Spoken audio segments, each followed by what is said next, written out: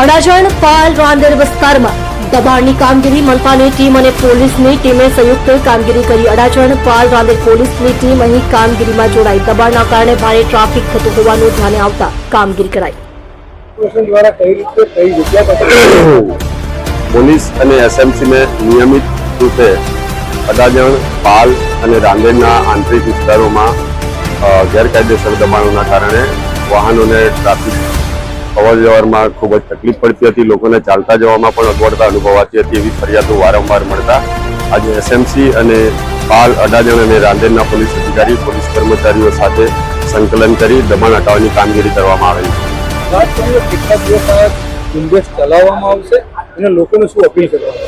લોકોને હું એટલી જ અપીલ કરું છું કે આ જે સુવિધાઓ ગેરકાયદેસર દબાણો હટાવવામાં આવે છે એ આપને ટ્રાફિકમાં કે અવર જવર કરવામાં કોઈ તકલીફ ના પડે, ચાલવામાં કોઈ તકલીફ ના પડે।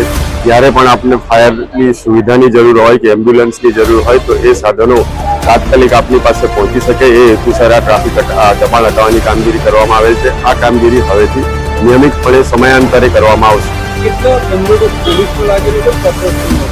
આ કોર્પોરેશનના ઘણા બધા અધિકારીઓ છે, પોલીસના પણ 40-50 જેટલી પોલીસ છે, પોલીસ અધિકારીઓ પણ છે।